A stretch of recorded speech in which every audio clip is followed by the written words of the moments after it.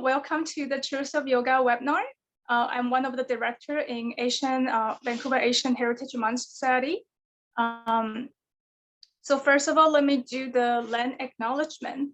The Vancouver Asian Heritage Month Society and Expo Asian Festival are hosted on the traditional unceded territories of the Squamish, Musqueam, and Tsleil-Waututh First Nations in city known as Vancouver. We honor the ancestors of the land. We are deeply grateful for the opportunity and the privilege of living and working on these lands. For some housekeeping tips, first of all, I would encourage everyone to mute yourself throughout the webinar. Second, if you have any questions, we encourage you to type in your questions in the chat, and we will answer all together during the Q&A sections in the end. And you will also welcome to use the raise hand function to ask questions verbally. And first of all, we want to welcome the past president and advisor of Vancouver Asian Heritage Month Society, Leticia Sanchez. Thank you, Johan. I am Leticia Sanchez, and I'm joining you from the unceded lands of the Squamish, Musqueam, and Tsleil-Waututh First Nations. The Vancouver Asian Heritage Month Society and its Exploration Festival are celebrating 26 years of promoting Asian Canadian arts, culture, and heritage in Vancouver, BC. This year, the festival has expanded nationally. We have presented more than 60 live, online, and hybrid events whose purpose aims at providing spaces and platforms for Pan-Asian Canadian artistic expressions, public awareness, and appreciation of the rich and diverse Pan-Asian communities converging in this land. The Vancouver Asian Heritage Month Society serves the community by developing an environment of synergy and collaboration among artists, educators, and cultural organizations to open opportunities for the public to learn and enjoy Asian Canadian culture. The celebration of Asian Heritage Month is all about exploring, reconnecting, and recognizing our humanity and common values to reconcile our relationships and interactions with the community. This evening, we are proud to be joined by Professor Zamir Dhanji and Johan Yu, one of our directors, who will help us navigate the truth of yoga. Thank you all for joining us this evening and for supporting Pan-Asian Asian arts. We hope this event will encourage you to experience the art of yoga. Back to you, Johan. Thank you very much.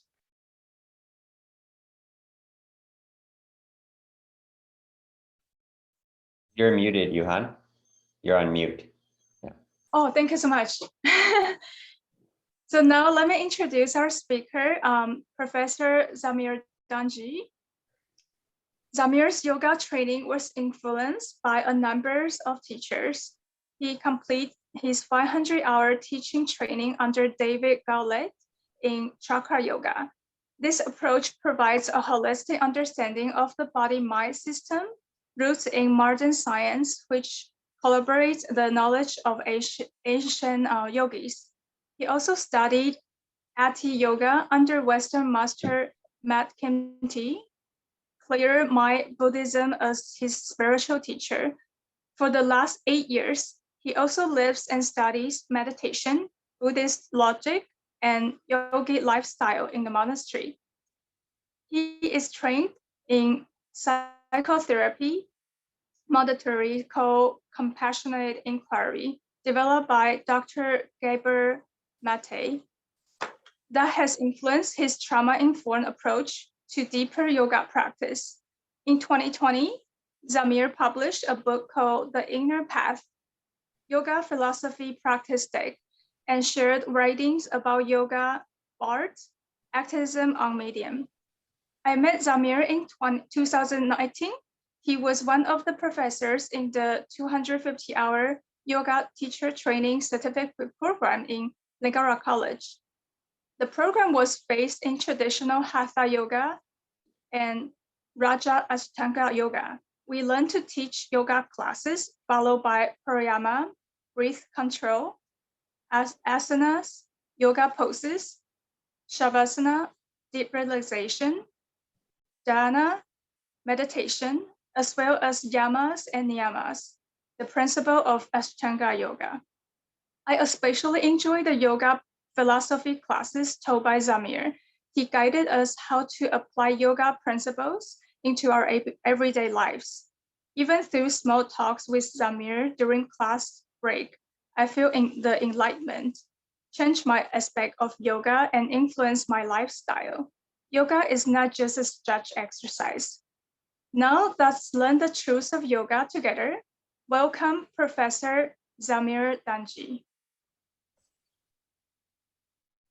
Johan, namaste, everybody who's come to join. Very grateful that you've come into this very meaningful inquiry into the truth of yoga.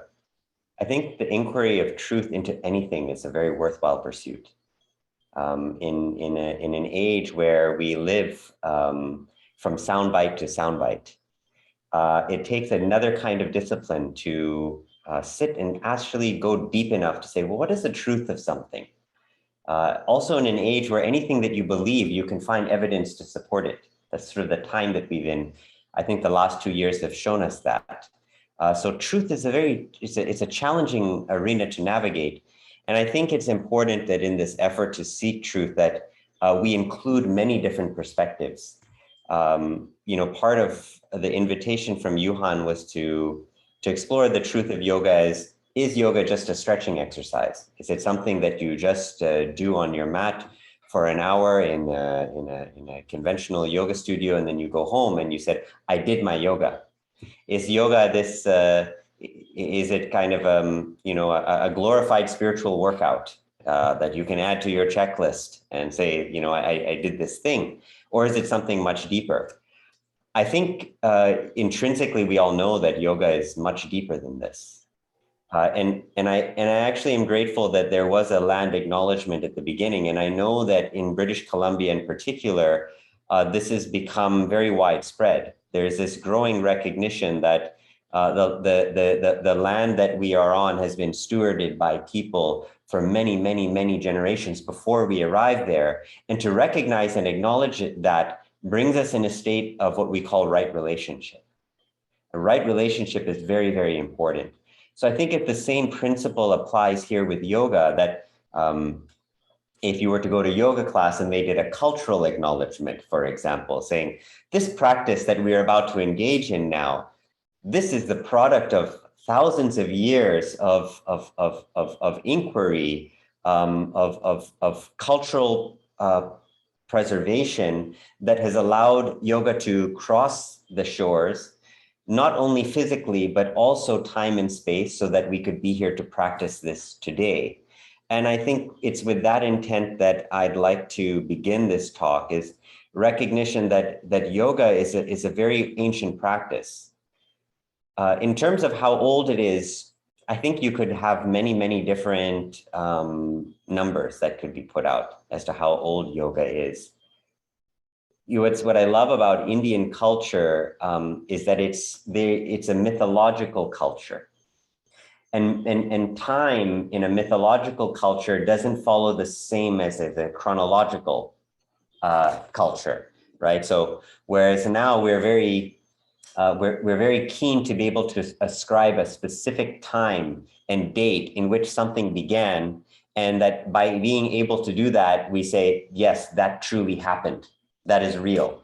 Whereas when you go into yogic culture, it embraces a different conception of time, where events take place in ways that we cannot maybe pinpoint as strongly historically, but because these events and these teachings, they are not limited by this chronological understanding of time, they become available to us now in this present moment, right?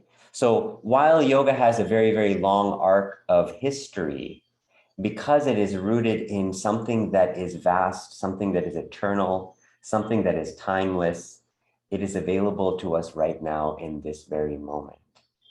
And that is one of the most powerful and beautiful gifts that yoga is here to offer us. It is offering us a connection to that which never dies. to that which is eternal, which is ever present, available here and now, regardless of the color of your skin, regardless of your social class or background, regardless of any of these things that identify us as separate. Yoga is a practice that helps us to realize our union with that which has always been here. And that is one of the great teachings of yoga and the great gifts of yoga. And it's my personal belief that the more people are touched by this dimension of yoga, the more that it ripples out into all aspects of life and society, because we are coming into right relationship with reality. And so in this exploration of the truth of yoga, how does yoga understand and define truth? I would say that yoga is interested in truth insofar as it comes into contact with reality as it is, not how we would wish it to be. So the ancient view and teaching and practice of yoga was based upon, how do I understand reality as it is? And once I understand reality as it is, how do I bring my life in accord with reality as it is? Now, this is revolutionary in some perspectives. And in many ways, perhaps even as this talk proceeds, there might be things that are heard that feel like an imposition, like, wait a minute, that doesn't feel comfortable or it doesn't feel right. In some ways, that is the hallmark of a true teaching being received. Because the radical teaching of yoga, it's going to provide a contrast to the way in which we currently live our lives and we see ourselves. Because yoga comes with this premise that the way we construct our lives and the way that we construct our ideas about ourselves is not in accord with reality as it is. And in some ways, this is very helpful because it requires a sense of humility when we come to the practice and to the teaching of yoga.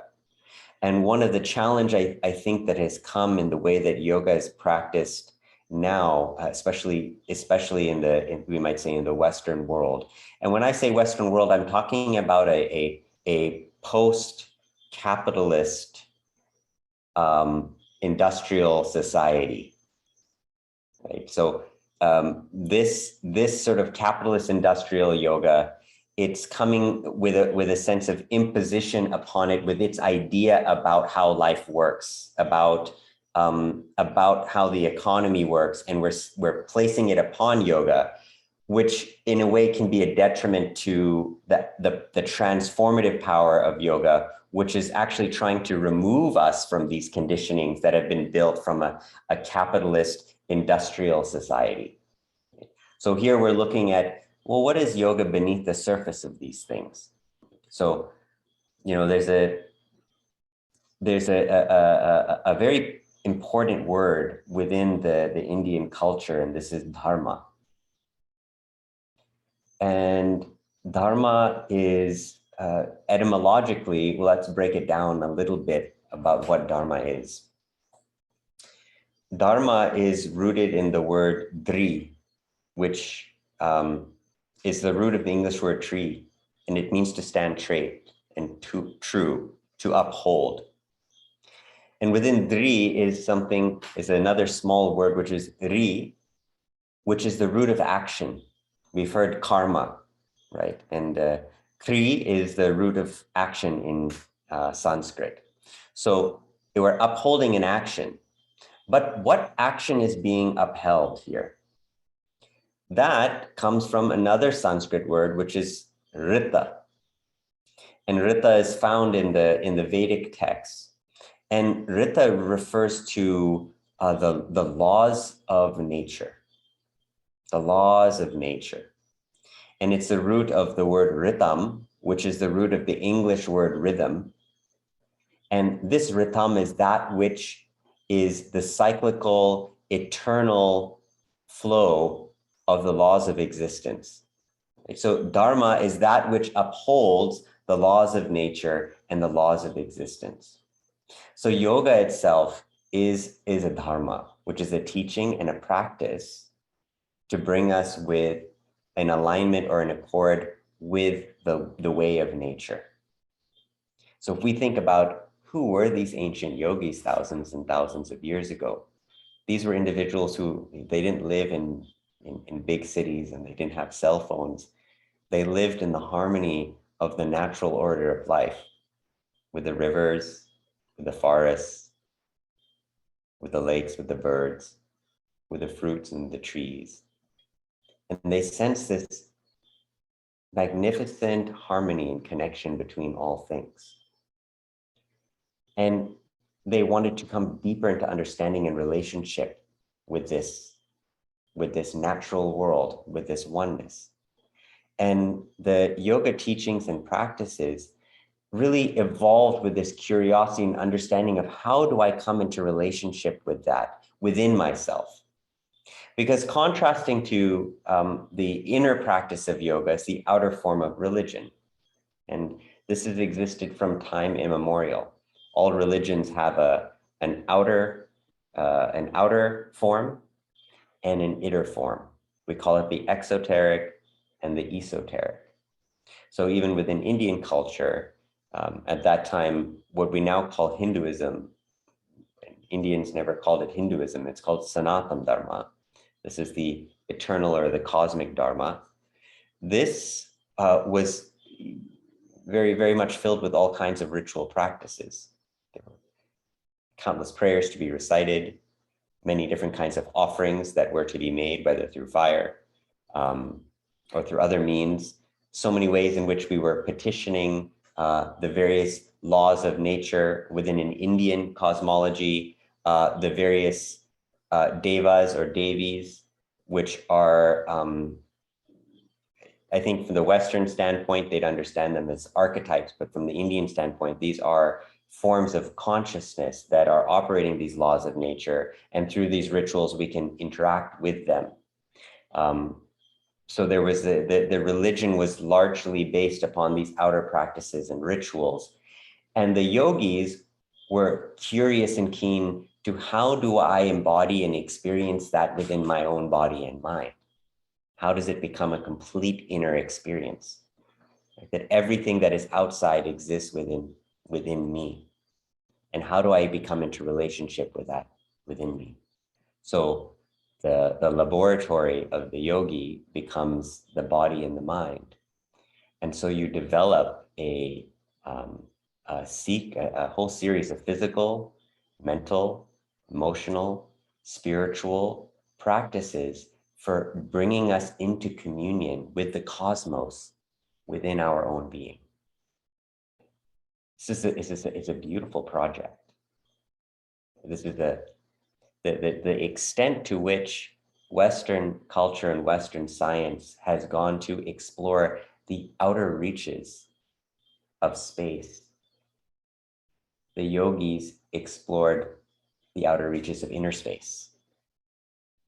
So this project has been going on for a long, long, long time. And a lot of the insights and discoveries of the ancient yogis, I believe, have a tremendous relevance for us today. Some of these ancient yogis you may know. One is very popular, which is the Buddha. The Buddha himself, his story is very well known of leaving a palace as a prince to go seek the truth. And he studied with many, many, many yogis at that time in ancient India, living as a forest-dwelling monk, seeking ascetic practices and doing many different kinds of meditation techniques and imbibing the teachings until he discovered the truth within himself, which ultimately I believe all of us have to do. And one of the core teachings that the Buddha taught was anicca, or impermanence, that all of life is impermanent. And that suffering, the cause of suffering, fundamentally is rooted within our inability to come into accord with the truth of impermanence, that all things change, either because we're trying to cling to the causes and conditions of what we believe is going to bring us happiness, or we're trying to push away or avoid causes and conditions that we think will bring us unhappiness. And this push and pull relationship with existence, with the law of existence, which is change, causes us to continually create these conditions of suffering in our lives. Now, this is a profound, profound truth that by understanding and accepting it within ourselves, we can eliminate to a large degree most of the suffering in our life. The value is immense. And the way in which it was come to be understood and embodied and transmitted was through the science and the practice of yoga. In the case of the Buddha, the ultimate practice and teaching of meditation, but the contemplation of nature. And through the contemplation of nature, understanding the primordial reality, the way in which reality operates, was able to then convey that to people so that they were able to come into harmony with the way that life is. And so again, we see yoga has this profound ability to bring us into relationship with these fundamental truths that are able to cross time and space and find their relevance in the moment today. So if we are to come into harmony with the teachings of yoga, what does that ask of us? What does that ask of us? I feel that coming into harmony or right relationship with the truth of yoga is first trying to understand more deeply what its core message is. What is it really trying to point us and teach us to? And I think that fundamental core teaching of yoga is that this body and mind is an instrument. It's an instrument for experience. And that we are here to learn and gain experience through life in order to realize the truth of who we are. And that the more that we develop a correct relationship and mastery of this instrument, the more we're able to see life as it is. And the more that we see life as it is, the more we understand ourselves in relation to life. This is, I think, one of the fundamental things that we can take away of what yoga is trying to impress upon us. And as we go further into the talk, I'll share some of the different paths and ways in which yoga does this. Why is this so important? In the Bhagavad Gita, there's a teaching which goes yogastaha kuru karmani, yogastaha kuru karmani, which means establish yourself in yoga and then act. Establish yourself in yoga and then act. By establishing ourselves in yoga, which is this state of union, the state of connection to reality as it is, to nature and existence as it is. Once we are established in that, our action is such that it doesn't cause suffering for ourselves or for others. This is very, very radical, because it puts the onus of responsibility on the individual. It's saying, if you establish yourself in right relationship to existence, then you become responsible for whatever the outcome your life is. And if we take that individual responsibility, we are able then to take further responsibility for further and further spheres of influence outside of us. If we are so completely mired in the suffering of our own lives, in our relationship issues and political issues, in our financial issues, and within that, all our psychological and emotional issues that arise, and we are completely absorbed in that, how are we truly going to be able to take responsibility in a form of service for others is very difficult. We're seeing that happen more and more in the world today, that people are so overwhelmed by the immense problem of living, just living their life, just waking up in the morning, getting through your day, making enough money to survive, trying to take care of your kids, dealing with the mind-numbing influence of social media and the news, that by the end of the day, you don't really have much energy to give and serve to others. And so part of what the teaching of yoga is bringing you back into right relationship with yourself. Because when you're in that right relationship with yourself, you begin to reduce the load of problems and issues and sufferings that you are experiencing within your own life, and you become more available to be of assistance to others. So even in that sense, by truly practicing yoga, you are developing the capacity to be of greater service in life, as well as to yourself. Furthermore, by being established in yoga, this yogastaha kuru karmani, we develop what we would call skill in action, which is another definition of yoga. Yoga is defined as skill in action, which might be surprising for some people to hear, because very often when we think of yoga, we think of, like the ancient yogis, we think of people who are just, maybe meditating in a cave in the Himalayas or something like that. But actually, some of the most accomplished and productive people in the world are also established in yoga. One great example currently is Sadhguru Jaggi Vasudev, who is traveling 100 days across all of Europe and the Middle East and India by motorbike in order to bring awareness to the extinction of soil on our planet. A tremendous yogi, and because of his establishment in yoga, has the capacity to act with such skill that he can mobilize hundreds of millions of people and political leaders to take action on an issue that is essential for the well-being of our future generations. His yoga is what it gives him the ability to have that skill in action. Within our own lives, when we come into right relationship with ourselves, we learn this quality of acting with intelligence, with awareness, with discernment. And that skill in action helps us to create exactly the lives that we want, and in a way that enriches and benefits others. So being established in yoga gives us that skill in action, which is immensely valuable in our life.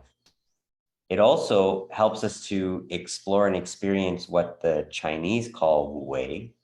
Wu Wei is effortless effort.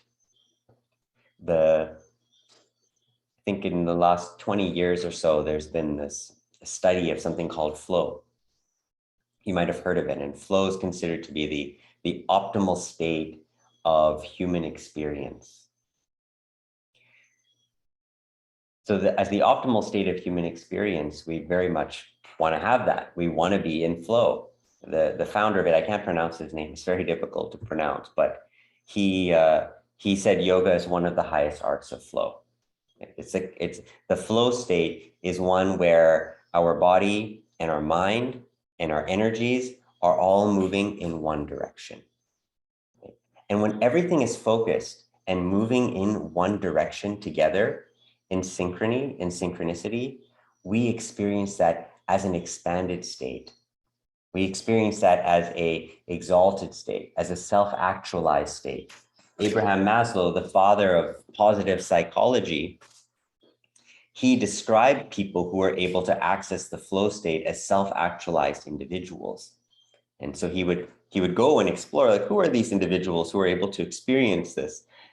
And these were people who were doing what they were meant to be doing. It was a painter who loved to paint, or a carpenter who loved to do carving, or a surfer who loved to surf. Anyone who is doing what they love to do and they're completely absorbed in it enters into a state of flow. and they feel in themselves this state of self-actualization, which is, this is what I'm here to be. This is what I'm here to do. Now, the powerful thing about yoga is that it can bring you into that place, in that state, simply by sitting and closing your eyes. You can feel that you have actualized yourself. You've entered into a state of flow with existence. Now, this is a wonderful thing for anybody to be able to have access to, that yoga has the powerful technology to bring you into that state of flow within yourselves. Of course, that is then going to translate in your outer life. I mean, even in yoga, it does say that you should do what you love to do, you should do what you like to do. Right? So if you're, I can't promise that if you really practice yoga deeply, but you're doing something that you really don't like doing, that you'll experience it from a flow state. But hopefully that if you truly do a yoga practice, you would be able to create a life where you're able to do what you believe in and what you're passionate about and what you love to do. And within that, you will experience this state of flow. So some very pragmatic and practical benefits that are to be found with doing a yoga practice, a true yoga practice. So what are the four main styles and styles of yoga that you can practice? And I would imagine that if we were to go into the chat box right now, I'd be curious to see if some people would type out the different styles of yoga that are out there. If you were to put a few, I'd be curious to see what you type in. I'll give you a moment to type a couple of in. What are some of the yoga? Okay, Raja, Hatha, Kundalini, Jnani, Vinyasa, Hot Yoga. Okay, great. Bhakti, totally. Okay, so we have some people here who are, it's kind of actually good to do this because I realize that laughter, okay. So there's actually quite a bit of very interesting comments here. Not exactly what I would have expected from your, maybe more typical mainstream yoga audience who would have said, yeah, hot yoga, flow yoga, yin yoga, beer yoga, goat yoga, rage yoga, I mean, like weed yoga. It's all face yoga. They're coming out. Sorry, I'm just gonna adjust this.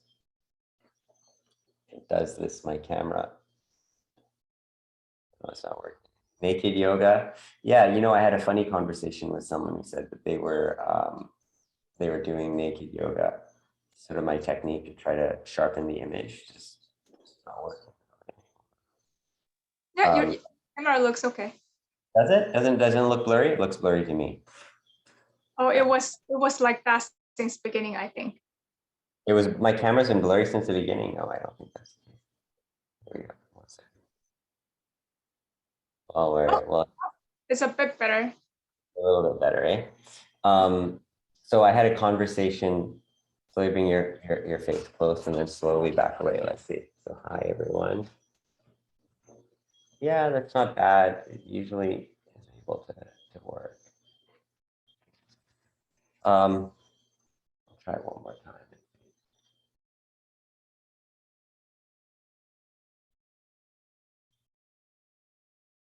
Oh well, it's going to be blurry. Turning the camera on and off again. You know what? That's a really great idea. Just do that for one second. Hey, points to Sabrina. Great idea. That works really well.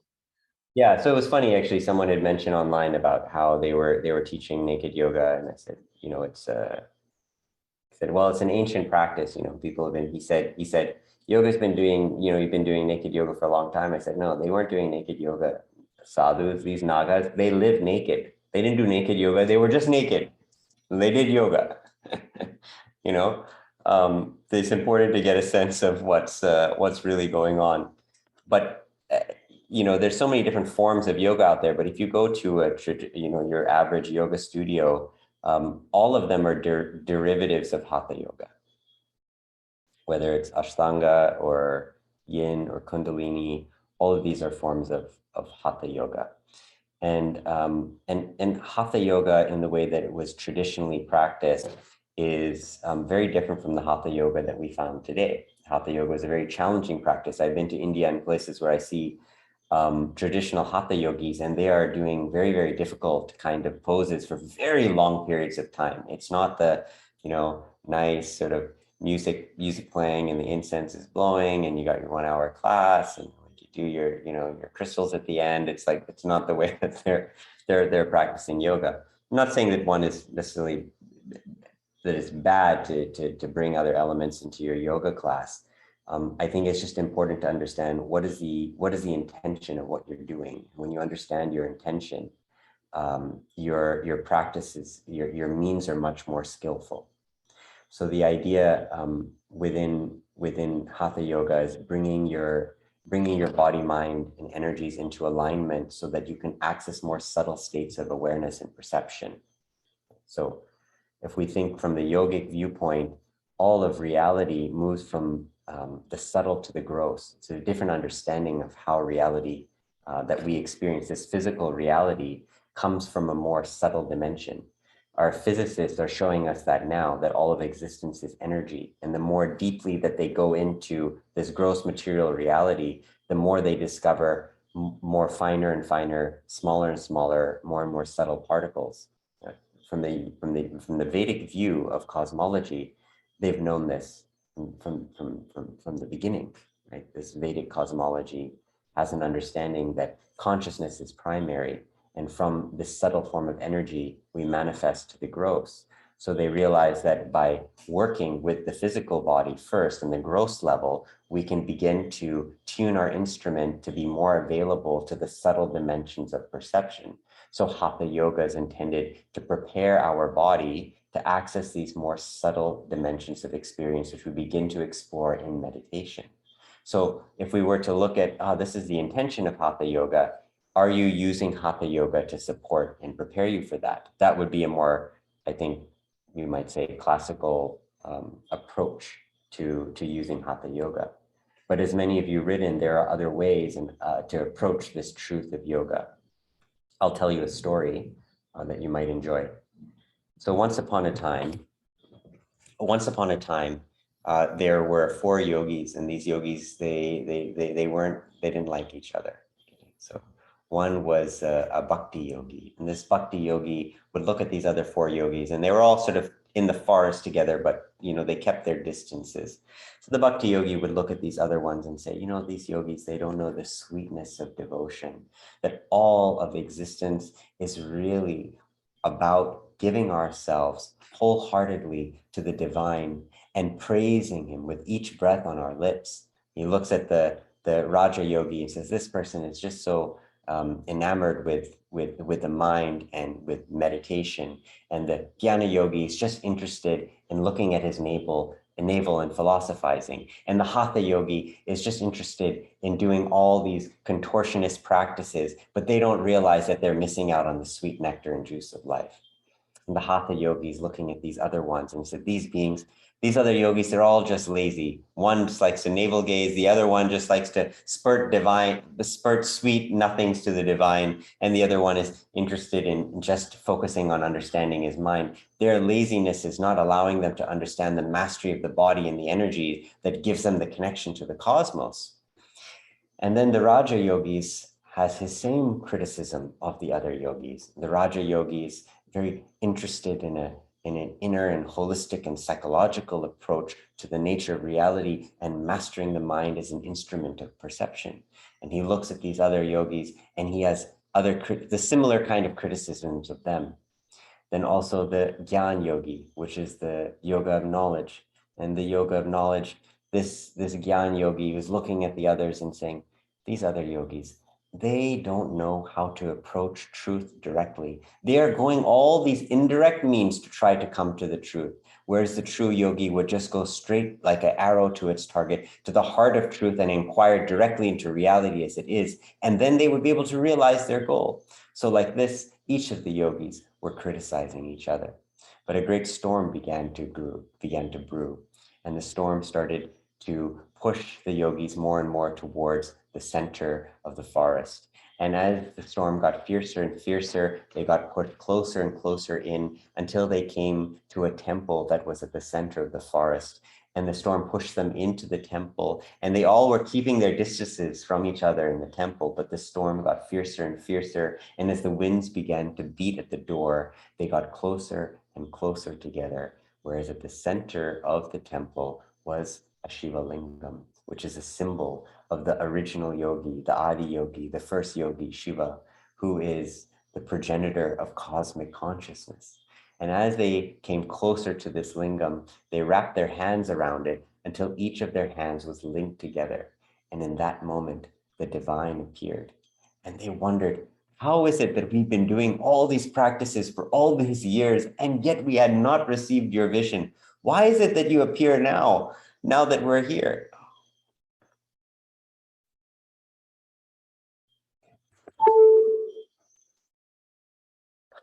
Little dramatic moment there, I think. Why is it that you appear now? And this is because I've been waiting for this whole time for the four of you idiots to come together. So the whole time, the divine was waiting for these four paths of yoga to converge with each other. So it's my experience and conviction that an integrated yoga practice is perhaps the most supportive of us, especially in the time that we are in. So practicing, having the yoga of devotion, the Raja Yoga, which encompasses the 8 limbs of yoga, the yoga of knowledge and introspection, and also the yoga of the body, of the energy, that is Hatha Yoga. And bringing these together gives us a very integrated yoga practice. It's the way in which I practice yoga, and I found it to be very, very enriching. And I believe that this approach and style and practice of yoga is going to become more needed and more common in the world today. But in order for that to be a possibility and an availability, we need more of the deeper yoga teachings and the yoga knowledge to be made available to people. And I think this is very essential for the youth and for the coming generation. Because all these forms of yoga, their whole intention is to connect us, as I said from the very beginning, to the essence of who we are and the laws of nature and the laws of reality. The ancient yogic system of education was rooted in these teachings of the Dharma. And the Dharma being that the teachings that arise from reality itself, that connect us to this reality. Any education that connects us with the Dharma is an education that is going to produce a more evolved form of consciousness, a consciousness that seeks to be of service and right relationship to life. In the yogic system, you have 2 kinds of Dharma. Well, you have many, but in this way I'm describing it now, you have the Sanatana Dharma, which is the cosmic or the eternal Dharma, and the Sva Dharma, which is the personal Dharma of the individual. And the whole idea of life, as we said, if the purpose of life is to gain experience, to understand who we are in our relationship to existence, we have to come into relationship with our own personal sense of Dharma, our own personal sense of purpose, and that everything in existence has a purpose to come into right relationship with life.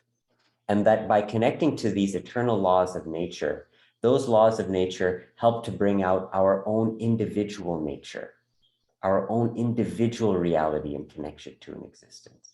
And that yogic education is designed to bring us into right relationship with this. When we do that, we are able to balance what in yoga is called the 4 aims of life, which are considered, or which are called artha, which is wealth, kama, which is relationship, love, and sensuality, dharma, which is duty, righteousness, and responsibility, and moksha, which is liberation. These 4 aims of human life, if you look within yourself, probably most who are on this call as well, I would suggest, are looking to bring a holistic balance of all these aims of life, that we want to fulfill our capacity to have wealth and abundance, to have loving relationships, to feel a sense of righteousness, responsibility, and duty towards life and society, and towards spiritual emancipation and liberation. Yoga is the technology that helps us to fulfill all these aims of life. And I believe that a yogic education, if we start bringing this back into our mainstream educational systems, is going to bring us the capacity to meet these aims of life. And in the process, build a culture and build a generation that provides the foundations for these aims of life to be realized by everybody in a way that nurtures the whole. This is sort of the dream of yoga. This is the vision of yoga. The vision of yoga is that we create an ecologically sustainable, socially just, and spiritually fulfilling human presence on this planet. And yoga as a philosophy, as a practice, and as a state of being is designed to bring us this to bring us this vision, to bring this vision into reality. And this is because yoga is established in the truth. It is established in Dharma. It is established in Satya. I think on a very urgent and practical level, our global statistics today are revealing that mental health is going to be the next pandemic. You know, the WHO has already stated this, that mental health is skyrocketed, and not only since COVID as a result of isolation, it's a result of social media. There's many factors that are at play, but mental health is huge. It's hugely on the rise. The suicide rate amongst youth around the world is reached an alarming rate. And in my practice and study of somatic psychotherapy, not only am I convinced, but the research is showing that many of the modern ailments today are rooted in the mind. These are stress-based illnesses and diseases, which means that we are not able to cope with the stresses of life. And as a result of that, are creating more and more suffering for ourselves and for others. Again, yoga is one of the most powerful tools to bring us into a state of balance, to bring us into a state of wholeness, whereby we are able to free ourselves from the kind of mental strains and mental illnesses that are causing so much harm and disease in society. Just 2 days ago, there was another mass shooting in the United States. This is the product of a society that has become completely disconnected from the natural order, from the fundamental principles that yoga stands by. In the yamas or the conducts of yoga, these are nonviolence being the first one. The first one is ahimsa, nonviolence. Asteya, non-stealing. Brahmacharya, right sexual relationship. You ever look at Johnny Depp and Amber Heard or the Me Too movement? You know, yoga is talking about brahmacharya and right relationship, but we have to bring that within ourselves, within our own energies, right? Satya, truthfulness, speaking truth. Parigraha, non-clinging, non-hoarding.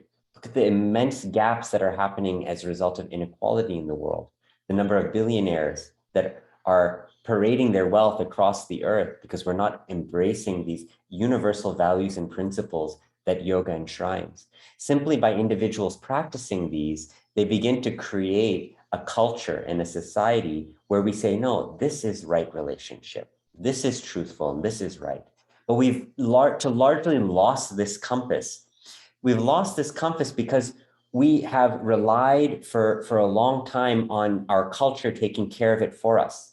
But now in the face of the degradation of culture, in the loss of the connection to mythologies that orient us to this right relationship to the cosmos and to our divine center, we have to seek and source it from within ourselves. And in order to do that, we need teachings and practices to help us do that. And yoga is that. This is the gift that yoga is giving to us in this time. It's giving us the practice and the teachings to come into that connection and relationship within ourselves. And as we do, it allows us to stand for this culture that is rooted in Dharma, that is rooted in truthfulness. And if this is this capacity, if we can give this to our younger generation, they are going to create a different society. And from that, they will create a culture that supports that yet again, which is something that ancient India used to have. And I think many cultures used to have. Many cultures, the role of culture to a large degree is to provide the implicit curriculum, right? There's two curriculums in education. There's an explicit and an implicit. So implicit curriculum is the way we learn things simply by our environment. So a culture that is established in these kinds of yogic principles and values transmits these teachings just by the way that they operate. But when a culture has broken down and become degraded, these values and these teachings are no longer transmitted, and we become disoriented and we feel like, I don't know what's right anymore. I don't know what's true anymore. I don't know the right way to act. Right? We see it hugely today in the mass confusion in parenting that's happening around the world. This is also a great interest for me based on the work I've been doing and my studies with Dr. Gabor Mate. But we see that we have more information on parenting than ever before, more books on parenting than ever before, but more confusion in terms of how is it that I correctly raise my child? I work on a regular basis with so many parents who come to me saying, I'm at a loss of how to deal with my children. We've lost them to social media. They're angry, they're sad. The way in which they communicate in this home lacks all respect. Many things that are very difficult for them to deal with because culture used to be able to be the container for that. So I really believe that when we return to the teachings and practices and truths of yoga, we will also reinvigorate the roots of our culture. And right now, that's an individual job. Right now, that's an inside job. It's a difficult time to be in because we can't take for granted this kind of work that was done for us in the past. But the immense benefit and gift that comes out of it is that we have to develop that insight for ourselves. When someone does it for you, you do it and it's good for everyone, but you don't deeply understand and realize why it is meant to be that way.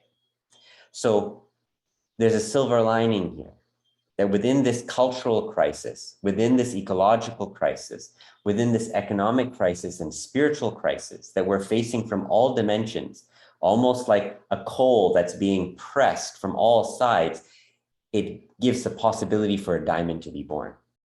So within your own life, the tremendous confusion or stresses that you're feeling, if you take to the practice of yoga and you embrace the truths and teachings of yoga, it will produce a diamond within your own being, a diamond quality of your mind and of your heart.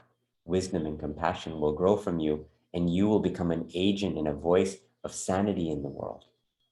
This is the vision of yoga, that if society is like an organism, like a body, the yogi, or the one who practices yoga sincerely, is like a white blood cell through the body of society, bringing knowledge, bringing healing, bringing wisdom, bringing teachings and insights to help the body become whole and healed again.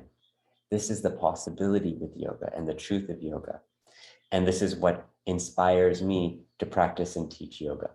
Because I'm telling you, it's not a lucrative profession. You don't get into yoga because you want to make a lot of money. You get it because your heart was deeply touched by this. And when you are touched by something that is true, when you are touched by the truth, you will notice that it ripples throughout your life and you seek to share and impart and give it to others. So let us take this into our hearts. And as I said, in the world that we're in today, truth is a very tricky terrain for us to be able to navigate, right? In a time where there are so many different claims to truth, and that anything that you believe to be true, you can find evidence for it. And we're always in a soundbite culture. Well, yoga is inviting you to come into contact with the truth of your own being.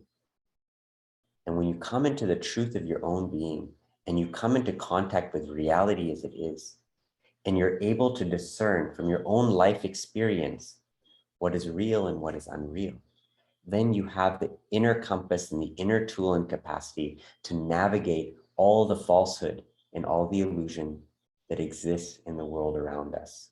So this is my wish for all of us, is that we take to yoga so that it gives us this capacity, so we become agents of truth in the world. For truth shall set us free, so long as we experience and embody it. But until then, it won't. Thank you for listening, and open for any questions. We have some Q&A. Ask anything you like about yoga, or I mean anything really, but that's the subject matter.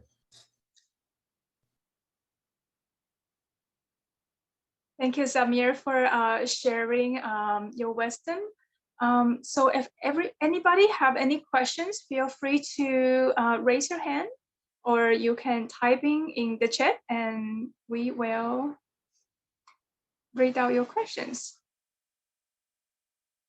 And I'm fine. There's definitely some familiar faces here. So if people wanted to pop on camera, I'm fine with that too. I'd be happy to see some people. So I'm happy to go either way. I don't think this is a rowdy crowd.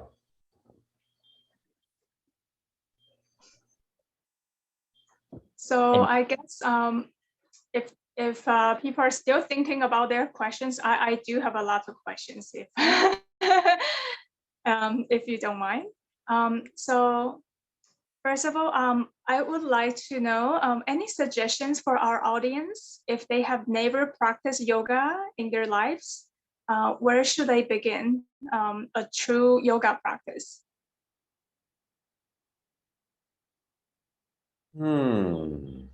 If they've never practiced yoga in their life, where should? So say they never done any yoga, and then should they just go to a yoga studio and then start to do like this stretching exercise, or where would you suggest them to begin this true journey? You know, there are some good yoga studios in Vancouver. There are places where you can find yoga that is practiced in a balanced way, in a mindful way. That and not all of them are taught by people of Canadian descent. There are people of Indian descent who are teaching yoga, and I'm personally, I'm not a believer that just because your skin is brown that you teach authentic yoga. I've seen it to be not true. I don't think that the color of your skin makes you a vessel necessarily, like a representative of that. So, you know, you might, you know, I don't expect you to be disappointed, like, oh, I went to this person, but they didn't teach like the true yoga that you were talking about.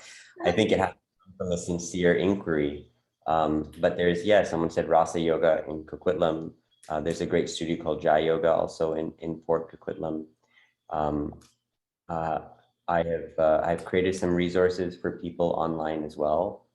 I think that if you want to practice hatha yoga, I would say start with hatha. Actually, try to find a good hatha yoga teacher that is not pushing you to practice in a way that is aggressive. I agree. Try to find any yoga practice that leads you more deeply to the experience within yourself. And even if it's more focused on the level of the body is our gateway to meditation. It's our first gateway. If your body is tense, if your body doesn't have any relaxation and your nervous system is imbalanced, you can't sit and close your eyes and contemplate the deeper teachings of yoga. You can't do it. So, but whatever yoga studio you go to, try to go to something that you feel is trying to bring your body into balance and take you more deeply to this inner experience. And then from there, do research, learn about yoga.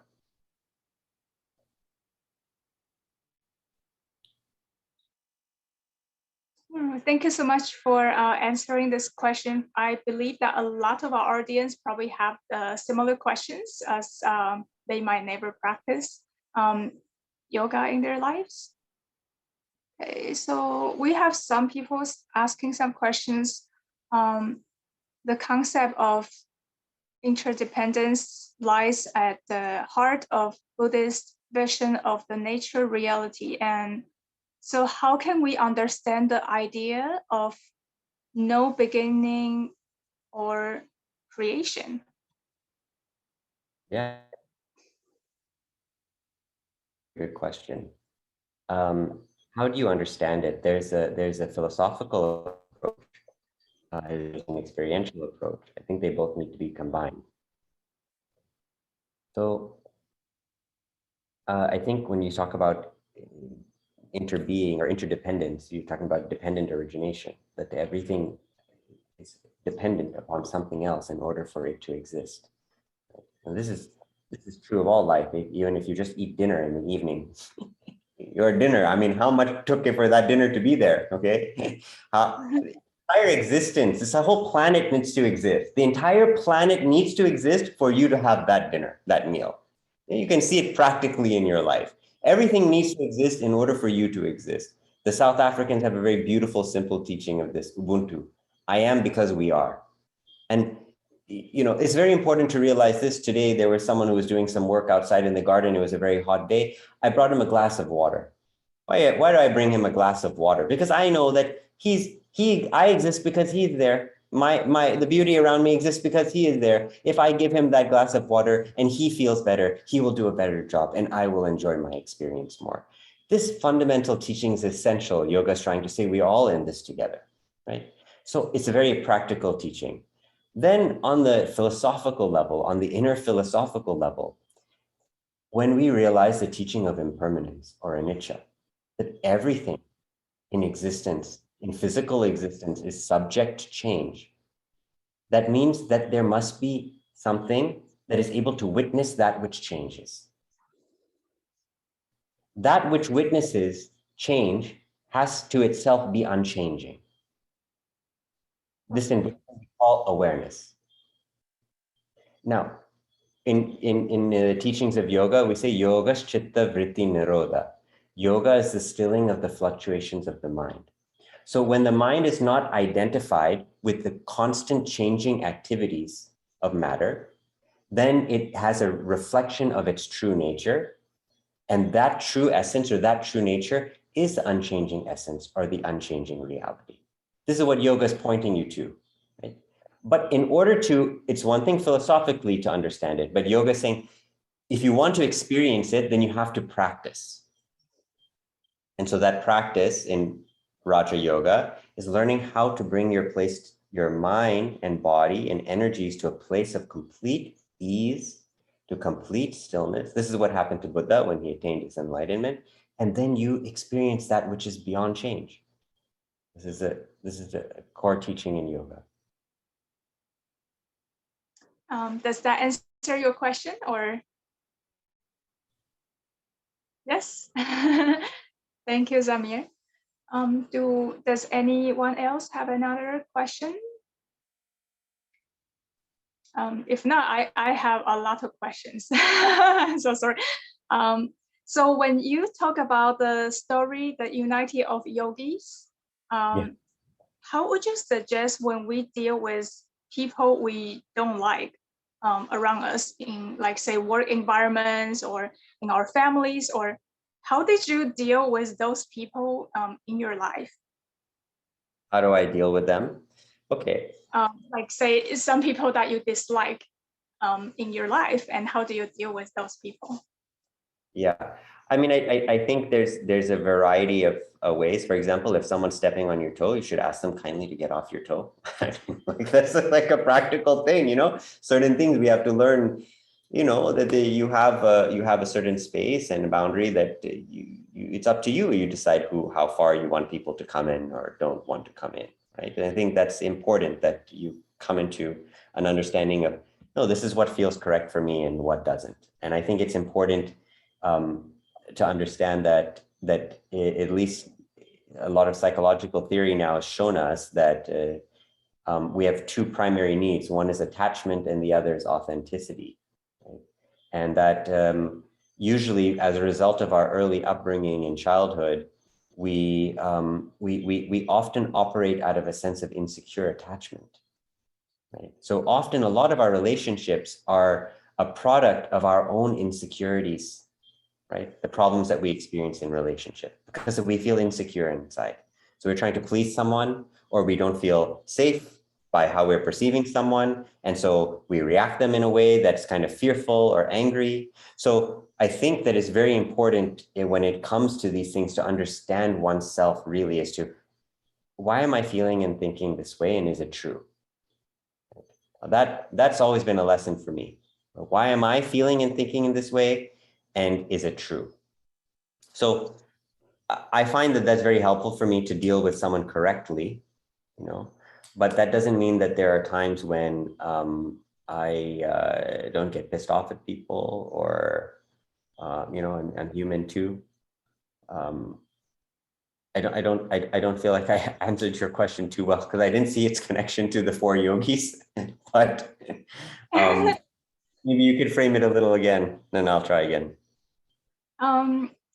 Yeah, so like, I guess you answered the second part of the question, like how you deal with those people, but then how would you suggest when people like us, we have coworkers that we dislike in the work environment, or we have like family members that we dislike, and then how do we bring that the idea of unity, the oneness idea, as like the story of yogis? Okay, no, now I understand what you're saying. Yeah, well, I think that it's very important to put yourself in another's shoes and try to have some compassion. Usually, that it's very easy for us to believe that someone's doing something intentionally to bother us or cause us harm. Very often, it's not the case. Everybody's acting out their own stuff, and so to not immediately come and assume that someone's doing something because they don't like you or because they want to make your life more difficult, but to try to get, it's a quality we call curiosity, and to get curious. Because if you have curiosity, you know, then you have openness. And then when you have curiosity and openness, you can sort of loosen the ideas, the attitudes, the opinions that are holding your perception of a situation in place. Because that's the only thing that usually holds conflict in place. It's our ideas, our attitudes, our opinions, our likes, our dislikes, right? And our attachment to those things. So when we can kind of step back and say, okay, hold on a second, I have this attitude, I have this opinion, you know, and because of that, that makes me perceive what they're doing in a certain way. And so I'm responding in this way, right? If we can take some space from that and see it from an overview, I think that's a very helpful way to approach someone that you say, someone you don't like in the workplace.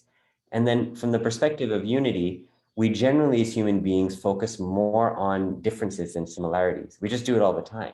You know, you go into the subway or you go into the bus, and all of a sudden you kind of look at people as if like, well, you know, this person's not safe or that person's not safe. But the truth is, everybody's working a job. Most people have parents and they have kids. Most people are trying to live a reasonable life. I mean, we have to trust in basic human goodness.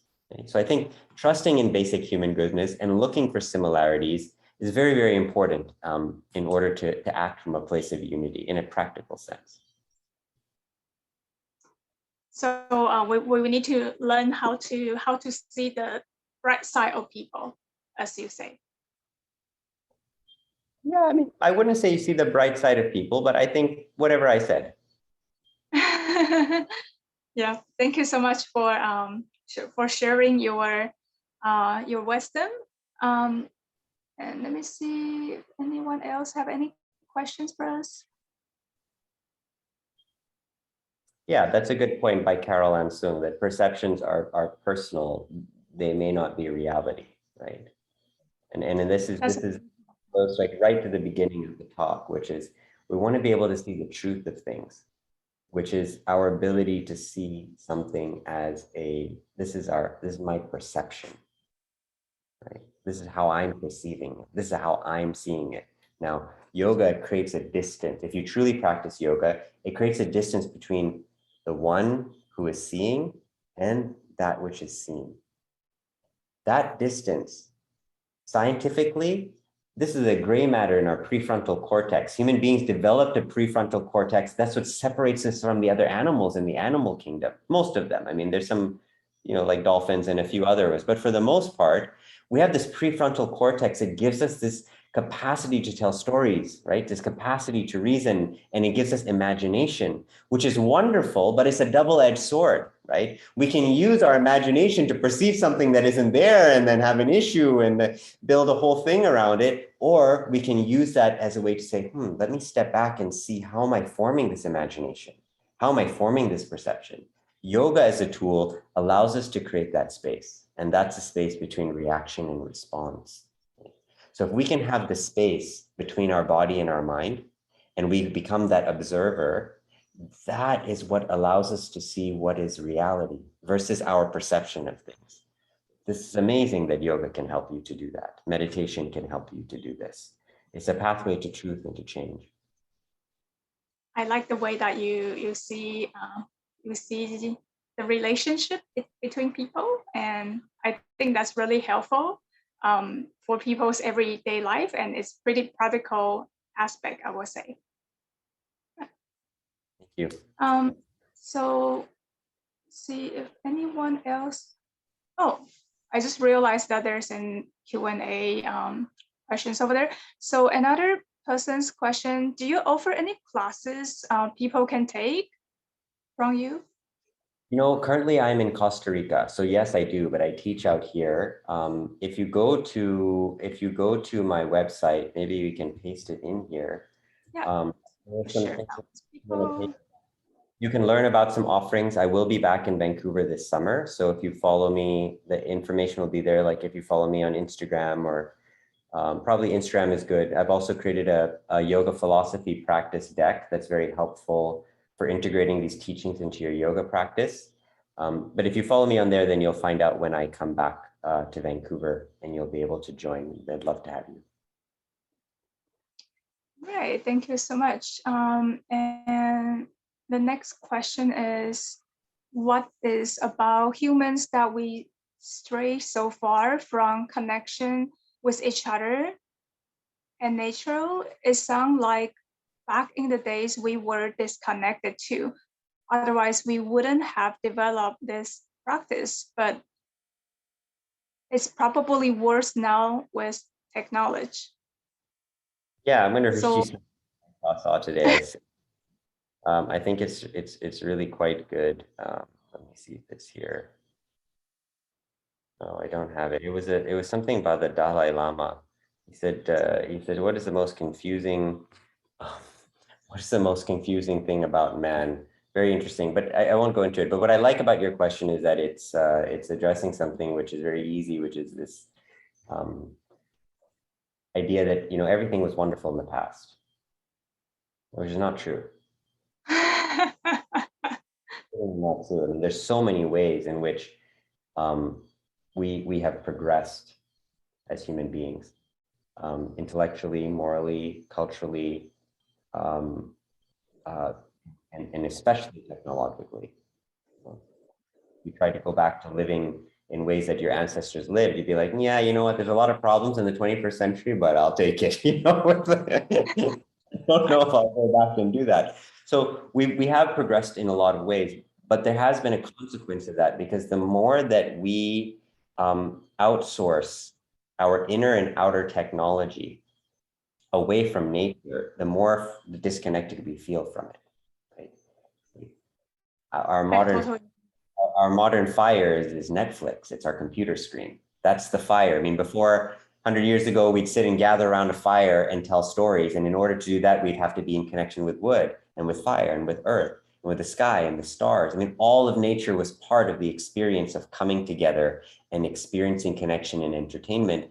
Now we can get it with a click of a button in this bright computer screen. So yes, you know, our progress technologically has cost us from these ways in which we used to naturally connect with the environment.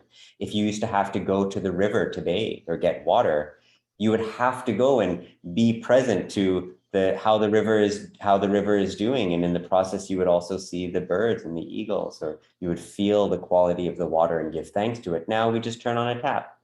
Extremely beneficial. I'm not saying that we should go back, but there's a cost to it as well. A cost of our connection to the sources of life that nurture us. If we think of what capitalism has done today, it's almost as if we have hands that extend all over the world, right?